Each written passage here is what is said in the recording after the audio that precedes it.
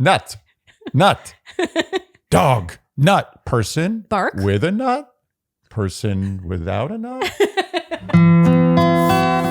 Dear Shandy.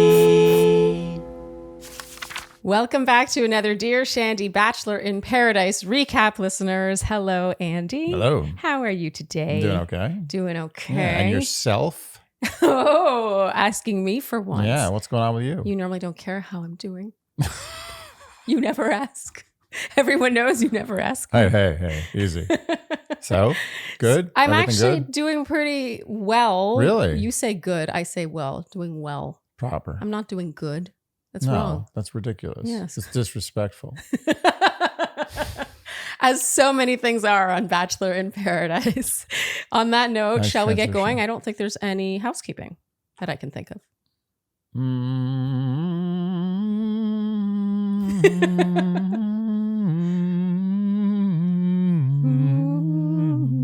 You I don't found know your how way that there. turned into the Godfather thing, but no housekeeping that I Okay. can think of. All right, let's get going recapping episode 7 of season 9 of Bachelor in Paradise. So we pick up, of course, with the usual intros. I thought it was interesting that they went back to Kat's original sunscreen intro. Yeah, that was a one shot, the cake. the cake. The cake is over. A lot of people were discussing the cake. That's it. Someone suggested there was a fake cake. Yeah, But I've got to say, I think it's less work to just bake another cake than to get a fake cake made. I agree. Fake cake gate. And Andy, when we saw Becca's intro, you called it an AI mistake. Yeah, there was a little blip there. Someone wrote the wrong line of code. It's funny, but Becca's whole appearance on this season. Yeah, they screwed up. You know what it's like? It's like when you put into AI like something like show like a baby being born from a vacuum cleaner or something. All right. And then it's something unbelievably horrible. Oh. Like they just it can't process. Oh. So it puts out something that's like you see in your nightmares. Oh, yeah. And I think, I'm not saying this is what happens, but they were veering into that territory. Yeah, they went too far with the AI. Okay. Yeah. I think it's a little more innocent than that. Like more okay. like she maybe just was not as perfected. Mm-hmm. Yeah. They need to work on it. Yeah. It's not. Because she looked like she was like, Yeah. she was about to say something really important.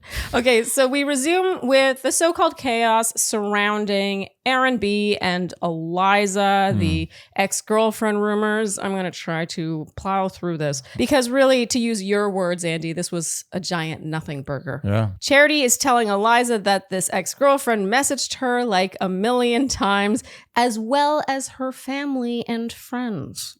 And that's the sign of a very normal person. As someone who's definitely 100% trustworthy. Yeah. And look, I think it's always possible that someone's telling the truth in that situation. I just don't think it's a great sign when they're also messaging Charity's family and friends. The situation to do that is when you are in imminent danger of death. Charity has a reasonable take on this, surprising nobody because Charity usually has a reasonable take, which is basically that she herself, she can only speak from her experience. She had a good experience with Aaron B. And Eliza should just be honest with how she feels. Nice. I mean, it's true. Yeah. It was just a little like, okay. Yeah. I looked over at you, Andy, and you looked like you had a long night ahead. Yeah. I was very upset that my Bachelor in Paradise was being taken up by this R&B drama. I didn't think it was worth my entertainment. I mean, I don't disagree. Charity asks to speak with AB now, and Aaron B tells her that he got the Reddit. I thought this was quite the shout out for Reddit. Yeah, Reddit got some good love. Yeah. I don't think they should get love. I think they should get less love. No, I actually think Reddit deserves no love because all you do is draw attention to it. That's what I'm saying. I think that no one should give Reddit love. They have enough. It's enough already. Yeah, they don't need more advertising. Everyone knows about Reddit. Yeah. I just think Reddit brings out the worst in people. It does. It's always the worst. It's funny. You can go anywhere. You can go to the Gram. You can go to the Talk. You can go to the Book. Can I think of anything else where I could say the last thing? Oh, the stir. Or now I have to say the I don't know how to say the end of X. But I guess it's Oh my God. Yeah, he naming ruined it he ruined it. I X. could have said What the an idiot. twir. Ugh. Every time I get an email about a notification X. from X. And it usually says like formerly known as Twitter. It's like, thanks. This is really working.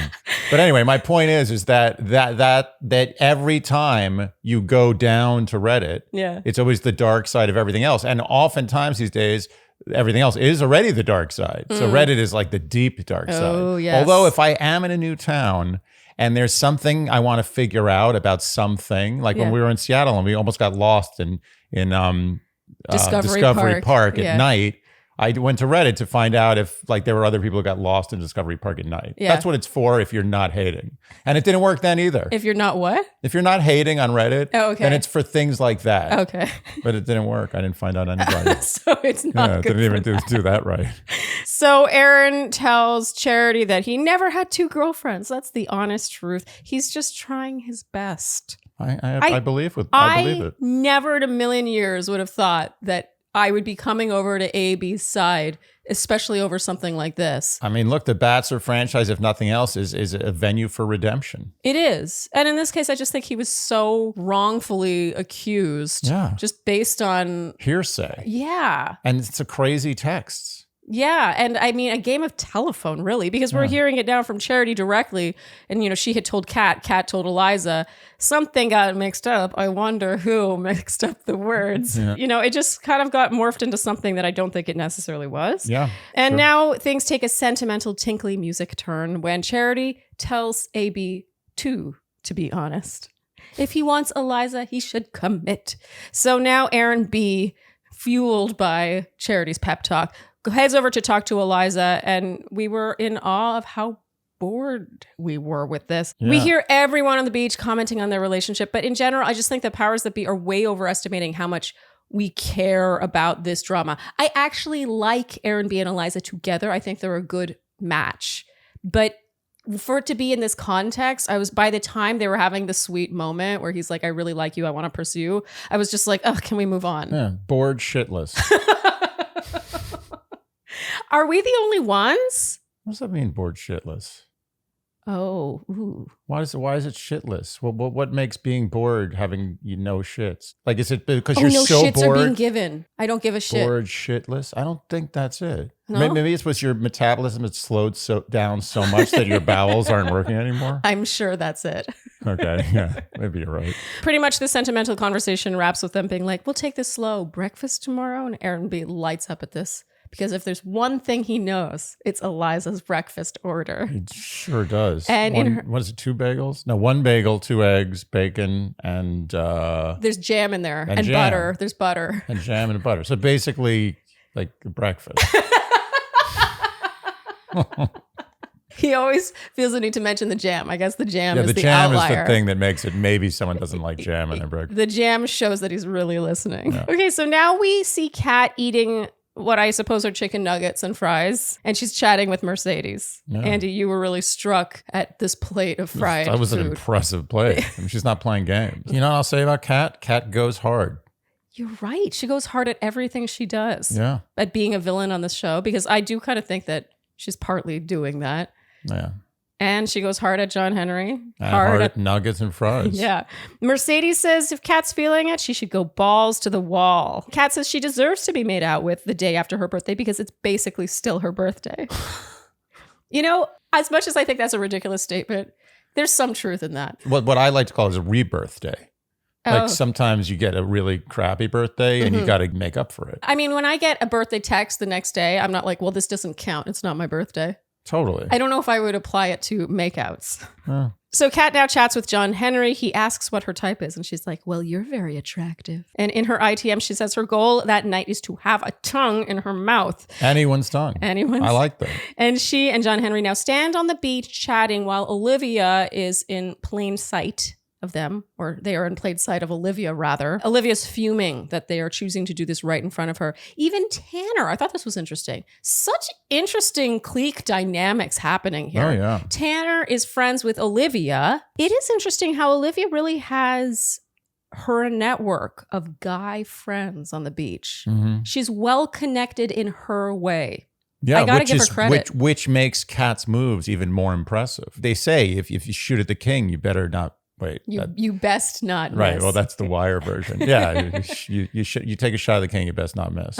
Wait, that's the Wire version? I thought that's just a saying. Yeah, the Omar says it in the Wire. Omar says you shoot at the king, you best not miss. I mean, I can't imagine that being improved on. That's perfect. Yeah, it is. He did it better than whoever did it in like 1600. Wait, so who's the king here? The king is Olivia.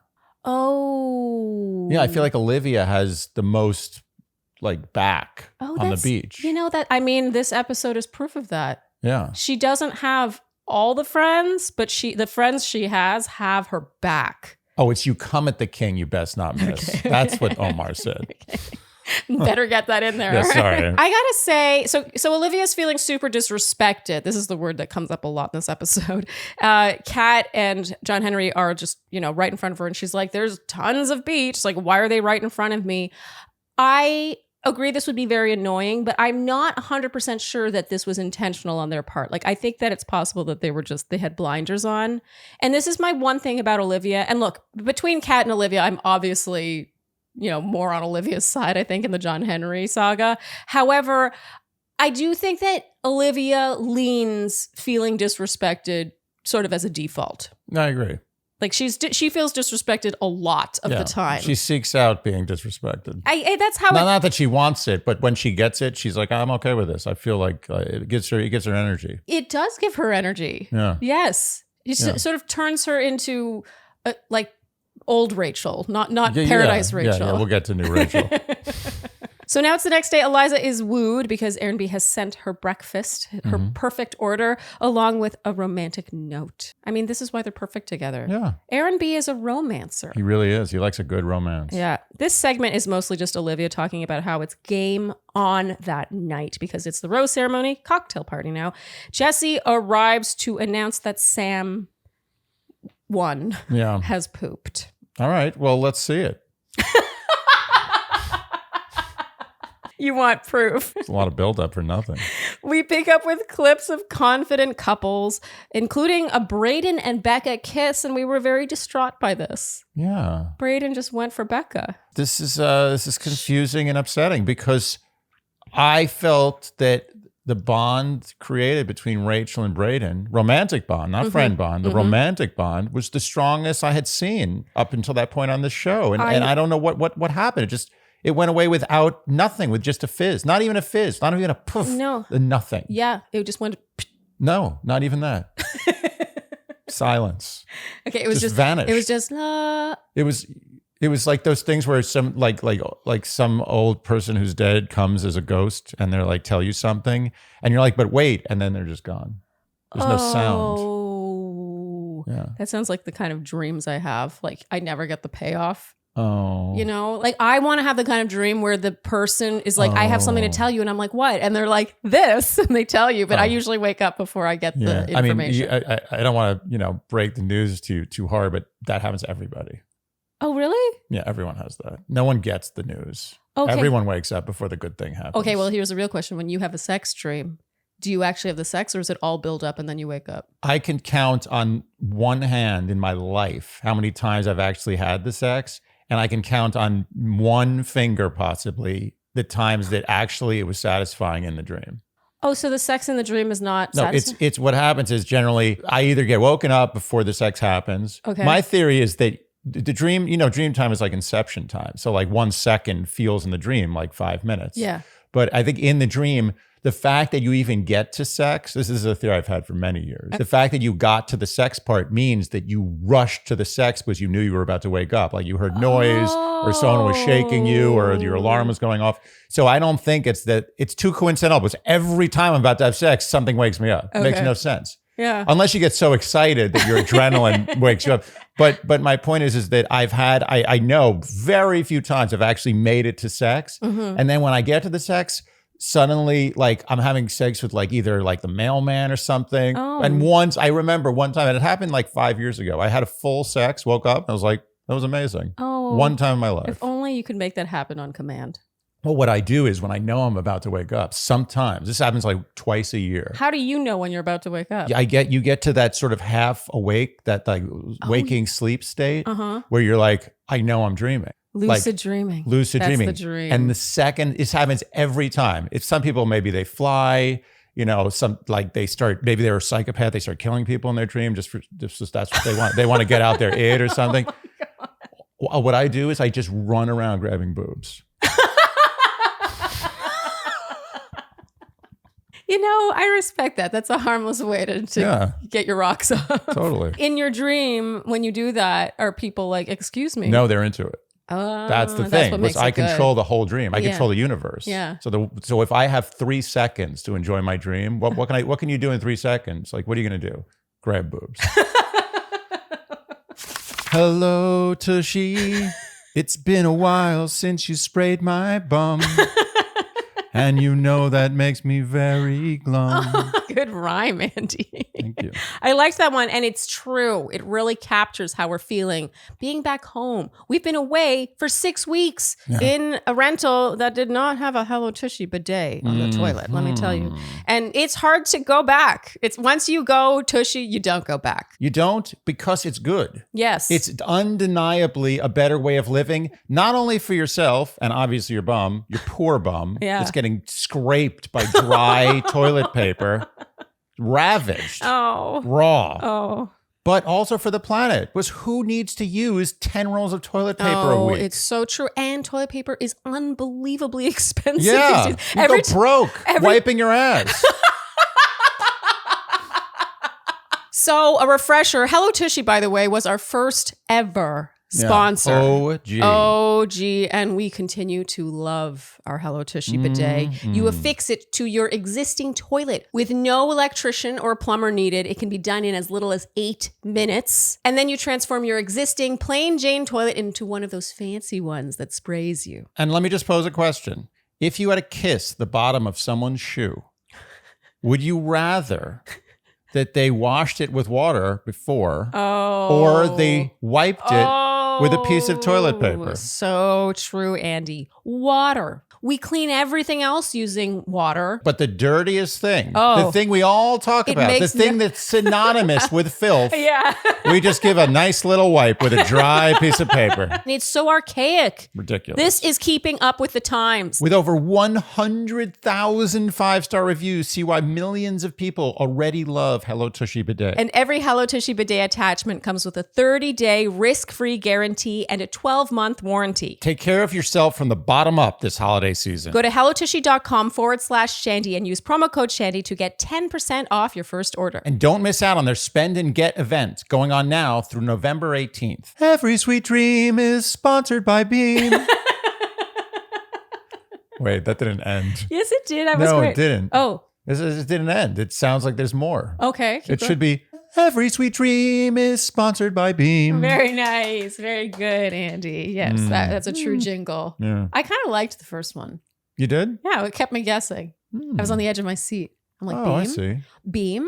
Does it sponsor sweet dreams? It does. It does. It does sponsor Let me tell sweet you, dreams. Beam is one of my favorite additions to my routine. I have heard you talk about so many different sleep remedies. I mean, over the years, like Sharleen has trouble sleeping. I'm not a good sleeper. Really bad. Yeah, and you don't, by the way. I don't. Which is, this is true honesty. Andy doesn't use Beam. I don't use anything. No. Like, I need the opposite of Beam. You're one of those people, the head hits the pillow and you're out. And I look at you longingly. I'm like, how does that work? How is it that he's able to do that? And that's why I do love Beam, because this is amazing. Most sleep remedies are just pills you take at night. Yeah. This is hot cocoa. You get to stir this into hot water, maybe milk, whatever suits you. And it has nano CBD, reishi, magnesium, L-theanine, and melatonin. It's the perfect cocktail of things to help you sleep. And it tastes delicious. So you basically have an excuse to drink hot cocoa at night. It seems like a cheat. It does. It's wrong. It's wrong. But isn't it the wrong things that are just so right? Is it a dream? And also they have a flavor for everyone. I mean, over here we have the cinnamon cocoa, which I love, but the mint chip flavor is my go-to. So our listeners can get a special discount on Beam's Dream Powder. Their best-selling healthy hot cocoa for sleep with no added sugar. Now available in delicious seasonal flavors like cinnamon cocoa, sea salt caramel, and white chocolate peppermint. Better sleep has never tasted better. A recent clinical study showed that Dream helped 93% of users wake up feeling more refreshed. And 93% reported that Dream helped them get a more restful night's sleep. If you want to try Beam's best-selling Dream Powder, take advantage of their biggest sale of the year and get up to 50% off for a limited time when you go to shopbeam.com/Shandy. The discount is auto-applied at checkout, no code necessary. That's shopbeam.com, shopbeam.com/Shandy for up to 50% off. So now we have Aaron B. and Eliza again. He says he wants to be exclusive with her. He wants to choose her every day. Actually, he's falling in love with her. Eliza gets teary-eyed now, and in her voiceover, we hear her say she loves declarations. I declare these United States of America. She also would love that. Yeah. Blake and Jess now, she says she's missed his compliments. She misses getting dressed up for him and knowing hearing what he's going to say about what she's wearing. You know, I respect that. It was an interesting thing to lead with, if I'm honest. It was specific, though. You should like that. That's a thing you like. No, it's totally specific, and I respect the specificity, definitely. I think it was probably like one of 10 things she listed, and maybe they just selected that. I just thought it was an interesting thing to say that she missed about him. I differ. I think I like that. I shipped that. Look, let's say we have a break, okay? We get back together, and I'm like, I missed you so much. I missed your compliments. Well, it was a specific compliment. Wait. It was about the outfits she wears. Which makes it okay. Yeah. Look, I like these two together. I always have. I just felt kind of like a slight blue balls over the Jess and Tyler, Blake and Genevieve from last another week. thing. This whole season, people have like short-term memory loss. They're just having these side relationships and then they're just gone. It's just over. Done. It feels like they're all auditioning each other based on makeouts. Is that what it is? I don't know. It just feels like, let's make out and let's just see. It's like, I think I should stick with what I've got. I don't know. Actually. I don't know. That Tyler Jess makeout was pretty hot. It was, but then we saw the Tanner Rachel makeout, which apparently got her a rose. So what do we know? So it's all about makeouts. I kind of feel like it is. That's a great reality TV idea. Makeout Island. That's the only qualifier. Everyone just makes out and then picks each other based on the makeout. Yeah. Oh, so it's like Love is Blind, except the oh my God. It's just to a bring back hole the with your glory mouth. hole idea. Yeah, it's a mouth glory hole. They just go up to it. Yeah, it's like the shape of that thing you get like at the dentist when they give you like the gas. Just stuff your face in there.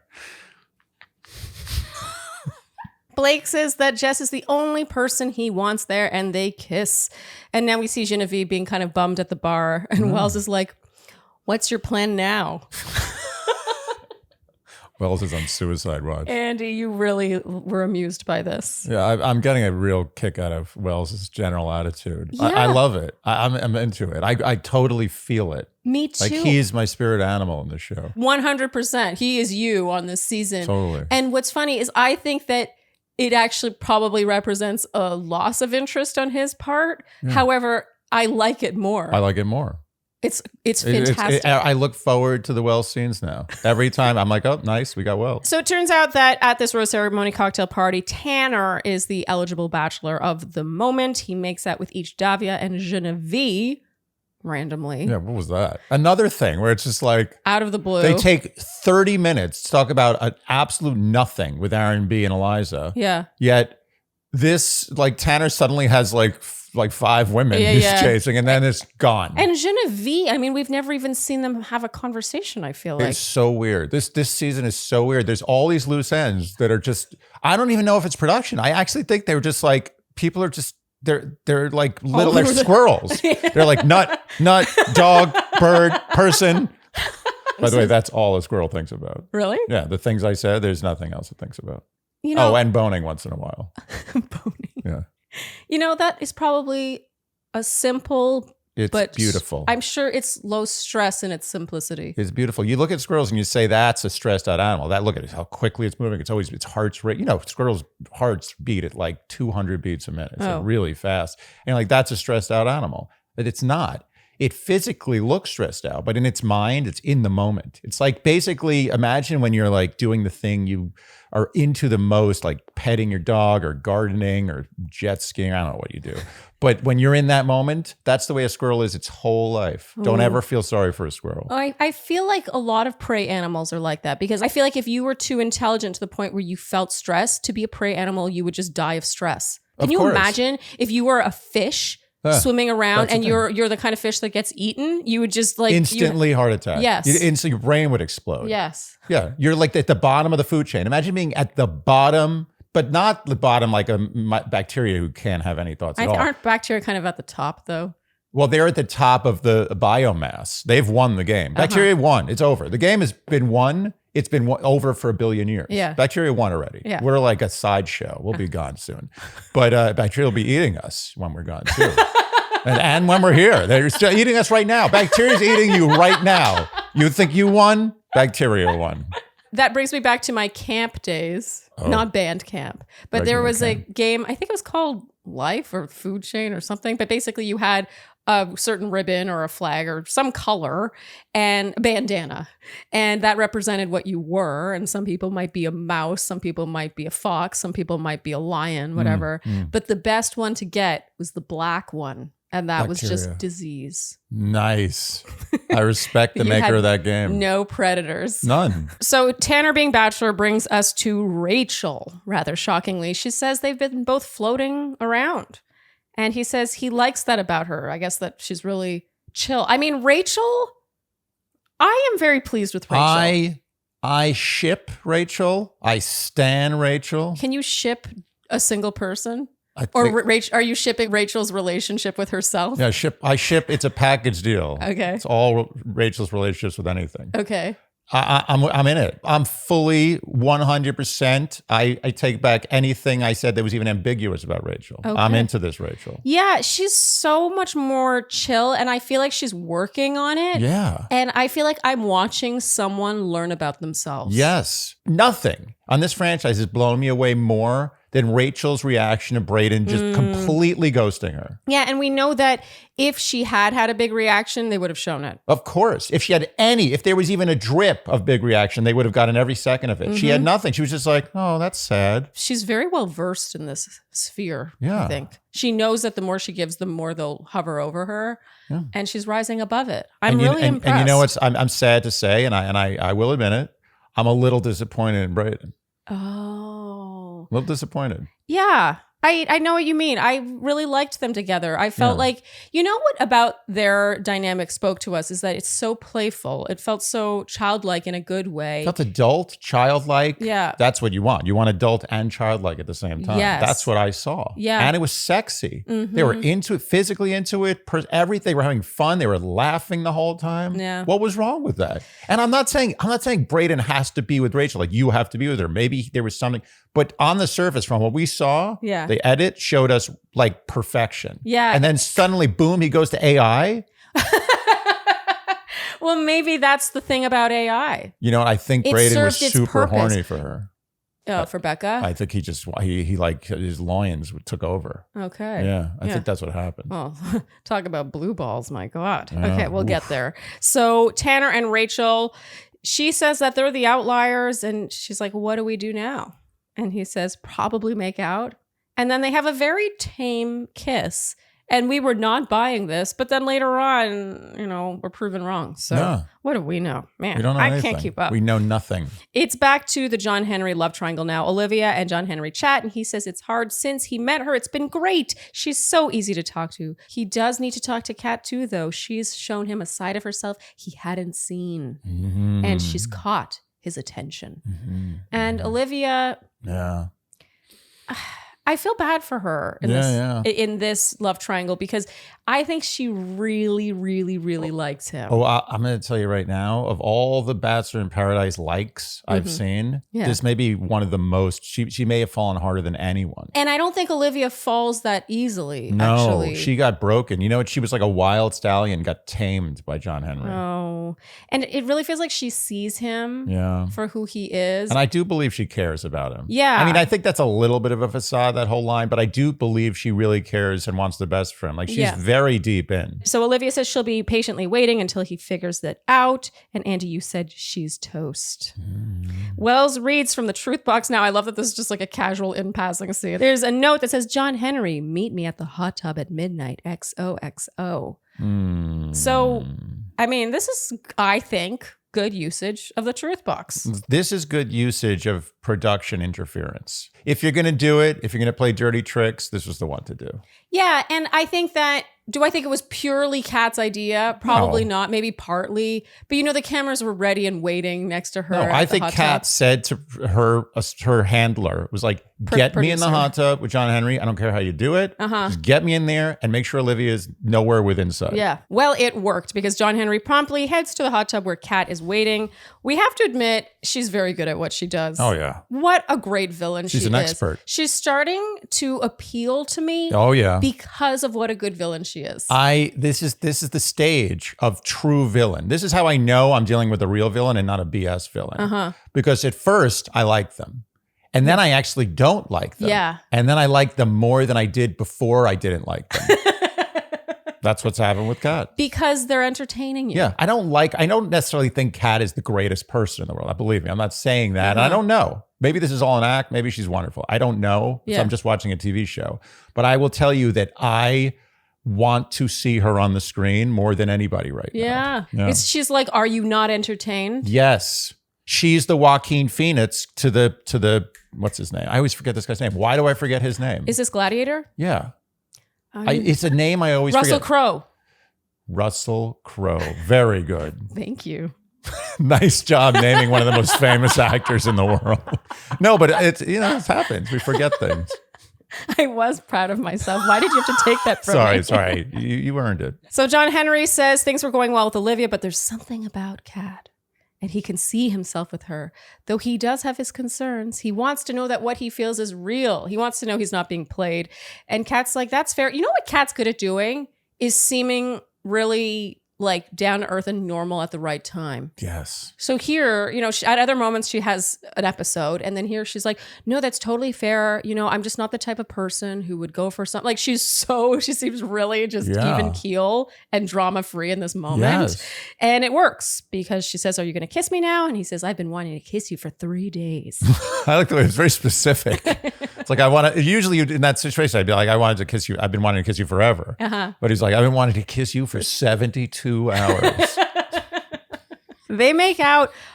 Look, do I think this seemed like an okay makeout? Sure, but nothing gave me the goosebumps the way his makeout with Olivia did on their date. Yeah. Just saying. Know. This was more functional, perfunctory, so to speak. So now Sam 2, the non-pooping Sam. We know it's Sam because Sam Canadian is busy in the recovery room right now. What do you mean?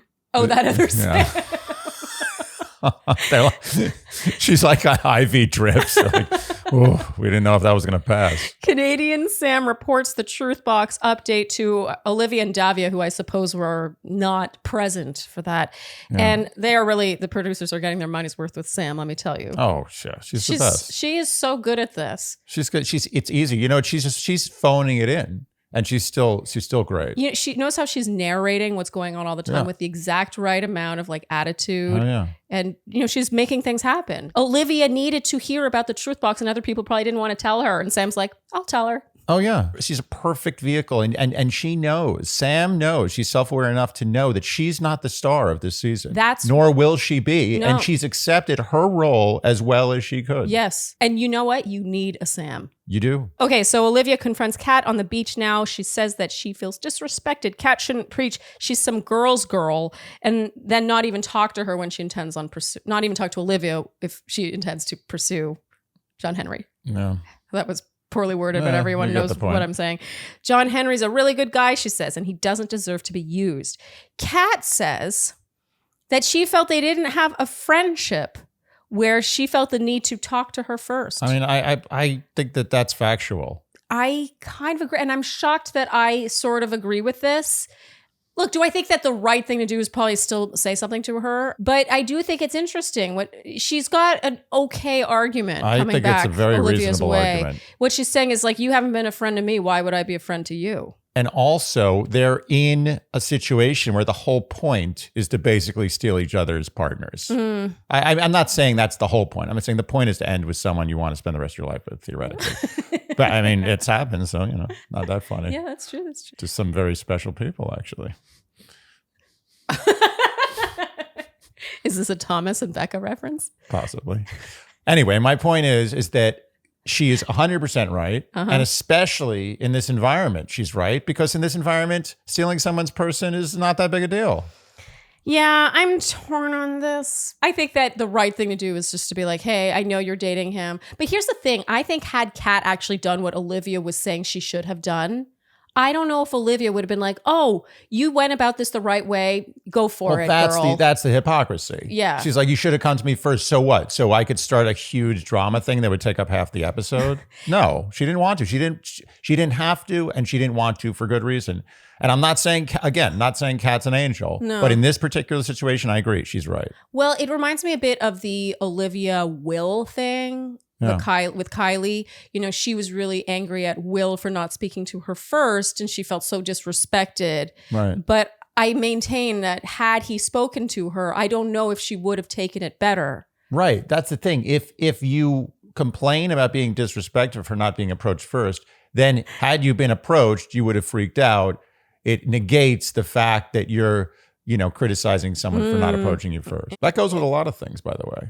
Not just romance. Oh, I agree. I believe that's always like you could have said, excuse me, that kind of thing. Yeah. But if I had engaged with you and said, excuse me, you would have had a big tirade. No, it's true. I think that sometimes people, like when we talk about the default to feeling disrespected or like criticizing people's behaviors, but it's hard to know. You can be like, yeah, I would have handled it better had you spoken to me first. You wouldn't have. You probably would have handled it worse. And maybe later, like down the road, you would have handled it better. You'd be like, now that I remember it, it was nice of her to approach me. I mean, we have to remember the thing Olivia is upset about. She's making it sound like what she's upset about is Kat not speaking with her first and disrespecting her by going after John Henry right in front of her. But what she's really upset about is losing John Henry to Kat specifically. Absolutely. And what this really amounts to is asking for forgiveness rather than permission. Mm-hmm.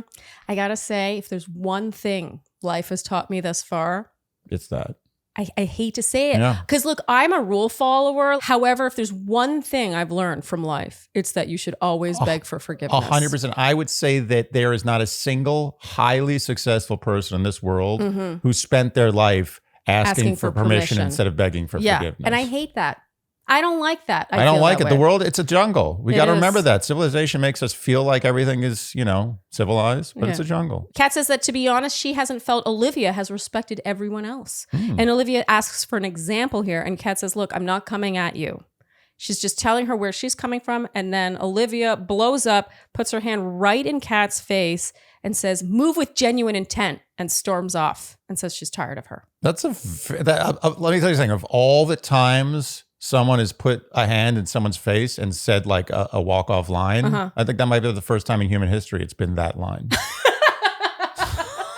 Move with genuine intent. Yeah. If I saw an image of someone putting a hand in someone's face, it list the top million things that they're saying. The top one of them would wouldn't be be talk that. to the hand. Yeah, talk to the hand, go then, F yourself, F off, all sorts of expletives, or nothing, but not that. I actually think Olivia, here's the thing, I think Olivia's right in her intent here, but she has like a rage in her where she goes too far and then makes herself kind of look like the bad guy. I just don't think it's ever cool to do this. When she is good, when Olivia's good, she's great. She's great. Even when she's pissed off. She's entertaining. Yeah, but sometimes she just goes too far. And it's not that honestly, it's not even that. It's not like a scary person. No. I just think it becomes juvenile. Yes. I agree. And she is 24. So, Yeah. maybe that's reasonable. Yeah. It felt like she wanted to hit her. Oh, I think if the cameras weren't there, she might have considered it. Yeah. Okay, so I think both of them. I think Kat is a hitter too. Could have had a really good fight there. Who would you have bet your money on, Andy? Ooh, it's tough. I'm going to have to go with Olivia. I think Olivia would fight to the death. Kat would eventually give up. I think Kat would fight dirty. She'd fight dirty, but Olivia would have more like she's like, I'm going to the end. Yeah, I think Kat's too much of a princess. I agree. She would eventually, her hair would get mussed up. She'd get her mascara. She'd be like, this is enough. I got better things to do.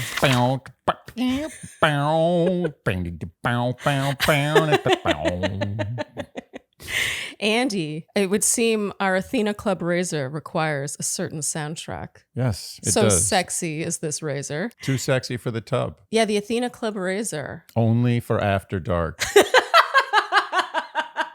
I mean, the Athena Club razor has a certain weight to it. It really feels quality. You would never guess that this whole Athena Club razor kit, which includes the razor, a spare serum-infused blade, and the magnetic hook that everyone's heard me rave about, comes for only $10. It's amazing. $10. Look at that. I just buy that magnet for $10. No, I want to stick everything on this. Everything. Look at this. Yeah. Look, we could almost play catch. You want to try? No. And that serum-infused blade, by the way, it's hyaluronic acid and shea butter. Everyone knows that's good for your skin. And honestly, I just cannot imagine a better shaving experience. Like, if you don't like this, you just don't like shaving. And I'm not expecting people to be like, ooh, shaving, I'm so excited. But I have never come so close to feeling that way as using this razor. Usually, if you're doing something really good for your skin and it looks really beautiful, you're going to be paying. Oh, it's so true. I mean, as the woman in this household, I cannot agree with you more. Yeah. Usually, if it comes in a pretty package and it's good for your skin, you are paying a lot of money for it. I feel like Athena Club managed to find that perfect place where it feels quality. It's an unbelievable value. And when you put this in your shower, it literally makes your shower look nicer. Yeah. I've said this before and I'll say it again, and I'm not sure the sponsors can be happy about this, but get them now while they're this price. Oh. There's no way they're going to be this price forever. If Athena was a stock, I would be loading up right now. Switch to the best razor on the market and show your skin you care with Athena Club. Head over to athenaclub.com and grab your razor kit today. Or you can find Athena Club razors at your local Target. Plus, with your purchase of a razor kit and blade subscription on their site, you can try their gentle body scrub for free when you use code dearshandy at checkout for a limited time only. Just pick a plan for your razor kit, begin checkout, and add the code dearshandy before placing your order to automatically add a body scrub to your shipment. Trust me, you won't look back. Happy shaving. Oh gosh, it's my favorite nosh. Get your posh nosh with mosh mosh mosh. There are a lot of issues with that jingle, Andy. A lot. You rhymed nosh with nosh.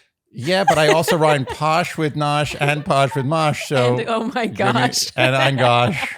Well, we do love us Mosh, and Mosh is very worthy of one of your fine jingles. And I love Mosh's main MO, which is that they have ingredients that support brain health. So we're talking ashwagandha, lion's mane, omega-3s. Like, everyone knows I'm obsessed with the chocolate crunch. I carry one around with me all the time, but I gotta tell you, we were recently sent their new vegan flavors. Ooh. You've heard me talking about these. Yeah, you've said it many times. Yeah, I keep raving about these. I threw one in my bag the other day when I was running out to do errands. It was the banana bread, and I was like, oh, it tastes like banana bread. The only thing that's slightly different is the texture, because obviously it's a bar, but the taste was banana bread. They really care about flavor. And actually, fun fact, it's founded by Patrick Schwarzenegger and Maria Shriver. Yeah, we've never actually mentioned that in our ads before, but that is kind of fun. But for what it's worth, we don't endorse anything just because it's celebrity created. It's a snack.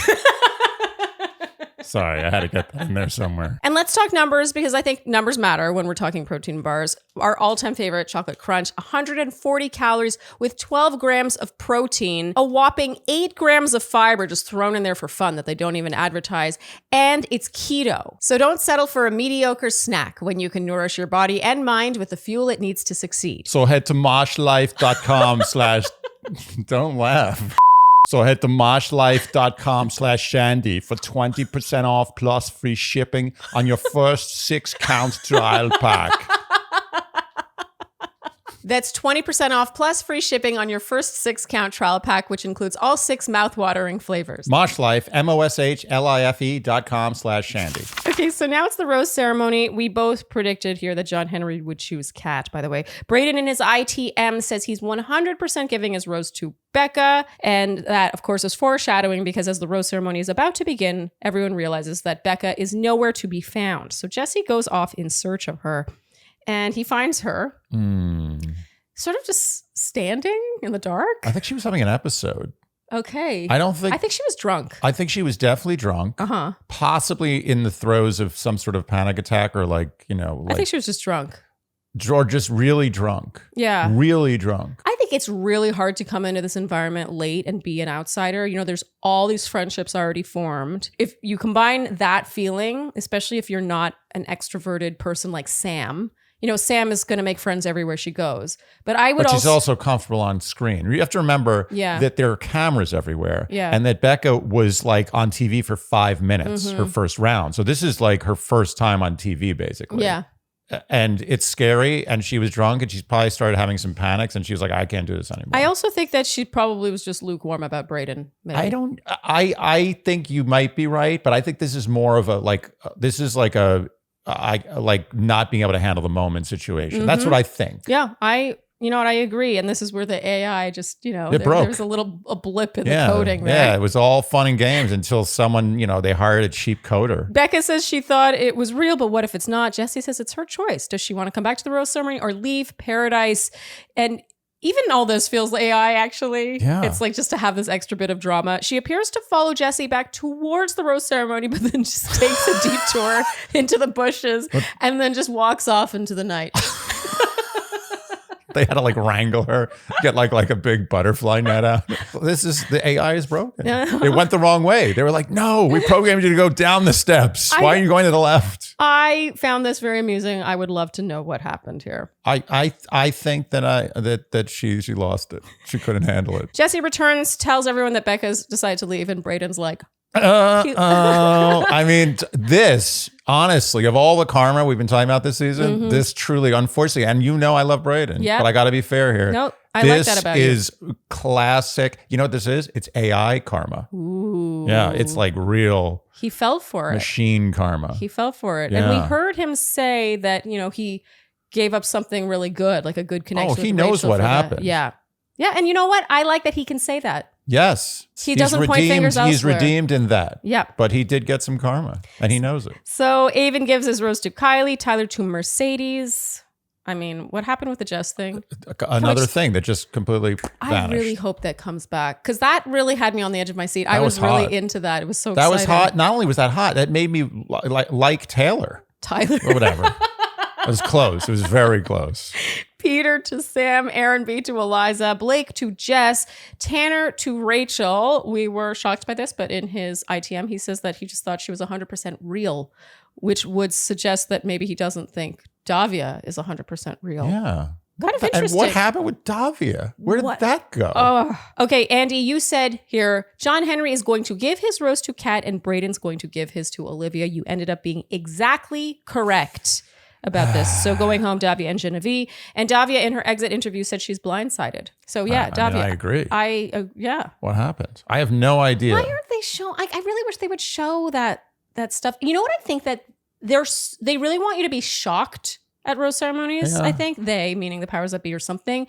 But personally, I would have been very interested in seeing the scenes between Tanner and Davia more than him just commenting on her different colored eyes to see why this was such a blindside for her. If we saw the footage, would we also be blindsided? Or would we judge her for feeling blindsided? What I think is that all the footage was really boring and inconclusive. It was just a lot of slight kind of distancing. He was not spending as much time with her and their conversations were kind of flat maybe, but not necessarily negative.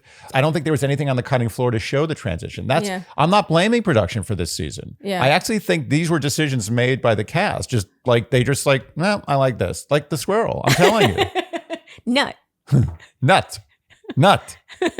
Dog. Nut. Person. Bark. With a nut. Person without a nut. They seem to be eating something. That's you. You're that person. I know. Teasing. I shouldn't do that. Shouldn't do that. So yeah, Brayden gave Olivia a friendship rose. And I've said before on other seasons that as a Paradise season progresses, I just think it's harder and harder to crack the original cast. Brayden wasn't going to give his rose to one of these two new girls. He's friends with Olivia at this point. Yeah. It's just, I think that the only way to come on the show is to be original cast. Totally. I mean, it's definitely the most comfortable way to do it. Yes. So now it's the next day. Tyler is telling Mercedes how all in on her he is. She says she loves how honest he is. And he's like, yeah. Do you think that he's ever going to tell her? No. That he made out with her good friend? I mean, I think that they took this clip because they wanted to shine the light on how hypocritical this was. I still feel like they would have shown something in previews. It was very weird. It was weird. It's suddenly these two couples are just like nothing ever happened. I'm like, what? So do you think production saw this scene and they were like, they weren't even thinking about the Jess thing? Like they were like, oh, this is just a nice scene between him and Mercedes? It's hard to believe. It's so weird. Yeah. They're like having this moment where she's speaking of his honesty Yeah. and he's like, totally, yeah, honesty is what I do. It's my game. It's my middle name. Tyler Honesty. What's his last name? I don't know. Who cares? Andy, out of nowhere, you said, is the boom boom room not around anymore? Yeah, what happened? Is that like a thing? It's not politically correct anymore. Like people are getting slut shamed. Yeah, I think that's what it was probably. Yeah. I feel like that started with Marissa and Riley. Yeah, I think they can't do that Yeah. anymore. They can't talk about it. They have it. Isn't that messed up?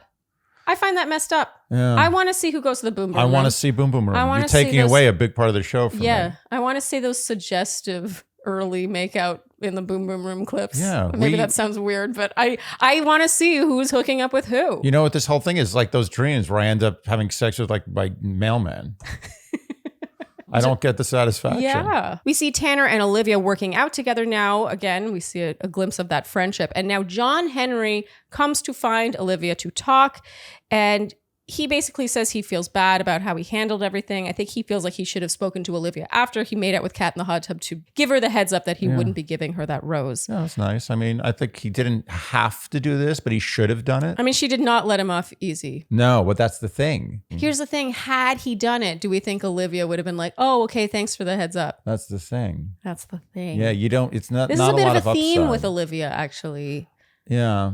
I think that she's upset about a certain thing and then says what she's upset about is the execution, but what she's really upset about is the thing. Yeah, I agree with you. And I feel bad. I do feel bad for her. Oh, I do too. But I thought that John Henry, honestly, I thought this was like, could he have done a couple things better? Sure. But I appreciated that he did this. It was a gentlemanly thing to do. Yeah. And in an ungentlemanly environment, Yes. he did the gentlemanly thing. Yeah. And I think that it kind of fell on deaf ears, I feel like, because she was just too hurt to appreciate that he was The only thing apologizing. she wanted to hear was I want you." back, Yeah. and her pride just took over. And look, do I blame her? I mean, that's it for at 24, I would have done the same thing. Totally. Pretty much this ends with her saying she'll be good eventually. And kind of a cute moment where she goes back to the guys. She slumps down in between Tanner and Blake, and they both console her. Yeah. She's one of the guys. She's one of the guys. It's sweet. Yeah. There's a lot of endearing Olivia in this season. Yeah, It's yeah. It's balance. It's kind of like a complicated. yin yang. Yeah. I have moments where I'm like, oh, Olivia. And other moments where I'm like, oh, Olivia. Yeah. It's confusing. And now, as Olivia says there's no one there for her, of course, we get Michael. He gives everyone big hugs, and Sam says, nice hug. And he says, thank you. She should have replied with, you're welcome. He immediately pulls Olivia to chat, and Andy, you said, I feel like there's too much prepping. Elaborate. Yeah, we right away, of course, who's he going to pick first? Yeah. Olivia, because that works with the plot. He was told to pick Olivia first. I don't like it.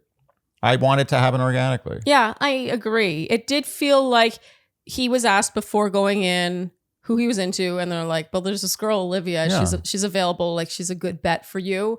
It just felt too uncanny that out of all the women there, the first person he wants to talk to is Olivia. It's beyond uncanny. It's definitely a fix. Yeah. Like, I'm not saying that he doesn't like Olivia. I'm just saying that he wouldn't just randomly come in. There was a one in how many women are on the beach? Like 12? I don't know. 1 in 12 shot of him picking Olivia? Yeah. I don't buy it.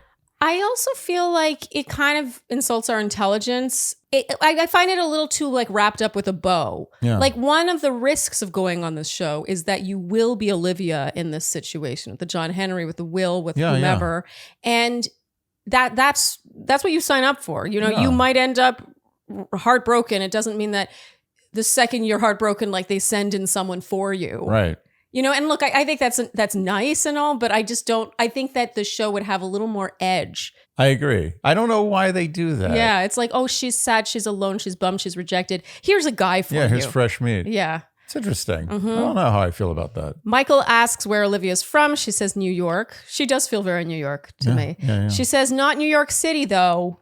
We got to give her props for this respect. distinction. Respect. Yes. Most people do not add that qualifier. He says he has a friend in Rochester, and she's like, I'm from Rochester. They cannot believe this coincidence. This is the most excited two people from Rochester have ever been.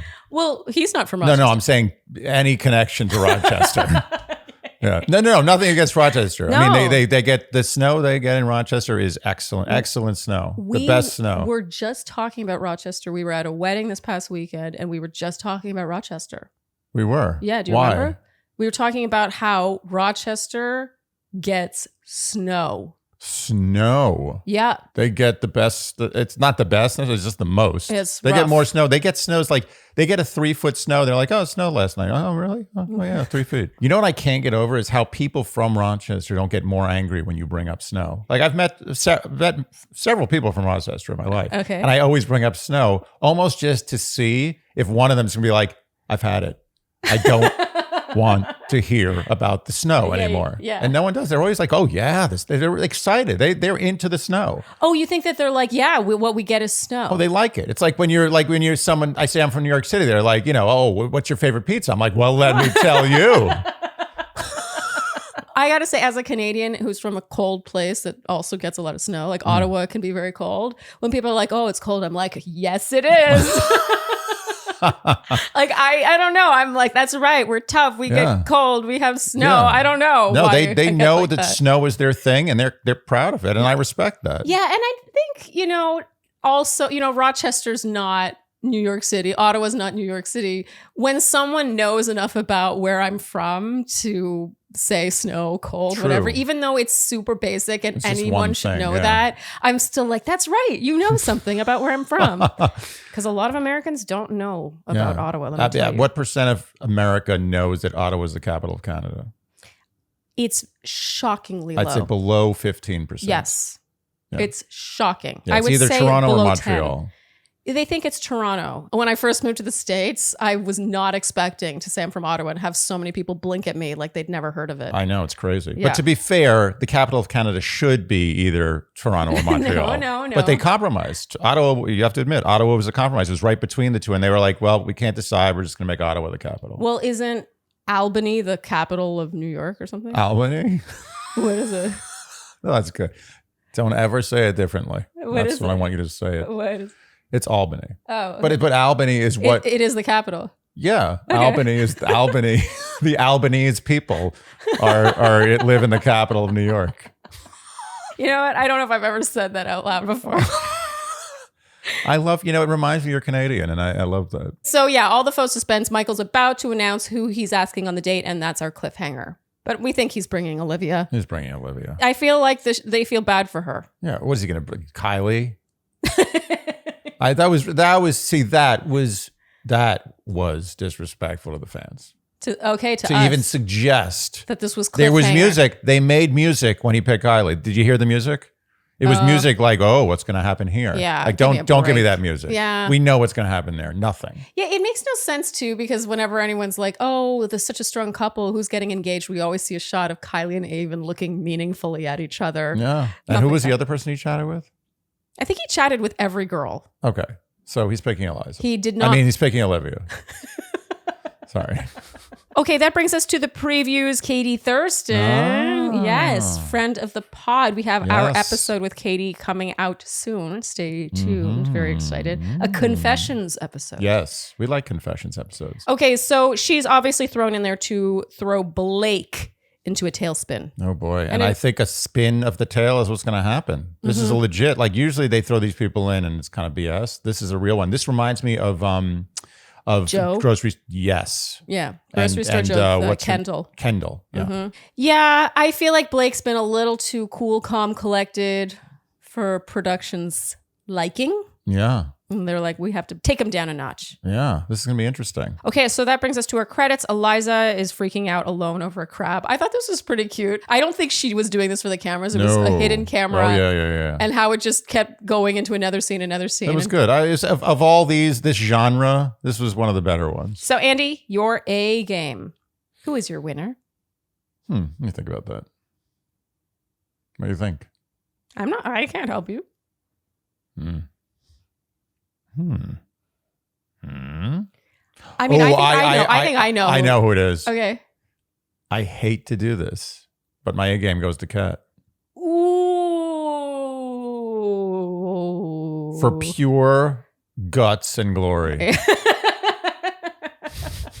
You know, what she set her mind to, she achieved. I mean, isn't the definition of game winning a game? Yeah. Like she won the game. Okay. And she won it with prejudice. Okay. I mean, she just, boom. You know what she did? She knocked over the king. Like she did that thing where she's like, boom, knocks the king right off the board. She best not miss and didn't. Yeah, she came at the king and did not miss. No. Okay. Can I have an A game? You can have an A game, yeah. My A game goes to Rachel. If the Wicked Witch of the West and the Good Witch of the North, I don't remember. Anyway, my point is that the good Witch of the North A game definitely goes to Rachel. She went about this very cleanly. She got the guy that wasn't super attached to anyone. She didn't rely on Brayden's sympathy rose, like his backup rose, yet she got to stick around, and it wasn't a friendship rose. Yeah. It somehow managed to be, I think, kind of romantic. I don't know where this came from, but Rachel has game that we cannot always see. I was impressed. I feel like this is not even the same person. I don't even know who this person is. Like when she was reclined on the daybed and she's like, we're just both floating around. She's like, what are we going to do about that? I was like, damn. What's going on here? It was impressive. Did she just finally get comfortable like in front of the camera? I don't understand how things have changed so much with her. Yeah, I think that I honestly think we're watching someone grow from this experience. Wow. It's magnificent. Incredible. Yeah, I'm into it. All right. So finally, I hope that doesn't sound condescending. No, it's not. Rachel was like... No, I mean, Rachel was a bit of a dumpster fire in her... Like, let's be honest. She was just more reactive. Yeah. But not in a... And I'm not saying a bad dumpster fire. I'm saying like... As far as dumpster fires go, she was like, they were like looking and they're like, I smell something. Is something burning in that dumpster? As opposed to like, like fire trucks everywhere. Yeah. But she had some issues. She's like a shining star on this cast. Totally agree. Okay, so finally, who would we go for? I'm still going for Jess. I respect it. I'm still going for Blake. All right. Okay, we're boring. Oh my God, we're now monogamous. The boring people. We're now the people. If people were watching us on the show, they'd be like, oh, we're like Kylie and Avon. They would like do something interesting already. No, it's Jess all the way. Okay, Blake all the way. All right. Yeah, but you're gonna have trouble soon. Oh, because of Katie? Yeah. I don't think so. He is too calm. He'll have his moment of reaction and then he'll be super civil with her and everything will be fine. I think you might be right. He's Canadian. Yes. Yeah. Just saying. He knows how to say Albany. Okay, I think that's a wrap. If you enjoyed what you heard today, you know what we will ask of you, and that is to like, subscribe, hit the notification bell, follow us on Instagram, and TikTok, leave us Apple and Spotify podcast ratings and reviews. Generally, tell your friends and generally do all the things you would do to support a podcast you enjoy. I keep forgetting to say that at the top. Yeah, let's make believe we said it at the top. Yeah. Okay, everyone who's listening, which is like 7 people now. Yeah, all of you 7 people. Make believe we said this at the beginning. Yeah, and you were motivated. You're like, oh yeah, I will thumbs up this video. I will leave you a review, a good review. Yeah, just memento the episode. Is that a reference to the movie? Of course. Do people not know? Is that not a thing people know about anymore? I gotta tell you, I've never met a man who didn't love the movie Memento. Yeah, Mementos, I totally agree. Memento, somehow it hones in on the man movie like. It's unbelievable. It's one of my favorite movies of all time, and I can't help it. I have a penis. I love it. Every guy I've ever dated is like, oh yeah, Memento. Yeah, and they'll reference Memento. I don't know a single female friend who's like, yeah, Memento that. Oh, well, I also don't know a male friend who says Memento that. I think I just said that for the first time. But I agree with you. Men love Memento. Okay. But Memento is a great movie. Yeah. Oh, okay. It's a little stressful. Yeah, but that doesn't mean that it's not good. I mean, is Casino not stressful?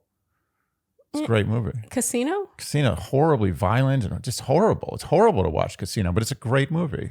Yeah, when I watch movies, I don't want to be stressed out. Yeah, I understand. I want to just be like soothed. I get it. That's fine. And maybe have some heartstrings tugged on. See, to me, watching a stressful movie makes me less stressed out because it makes me realize that my life isn't that stressful. Oh, it's dark.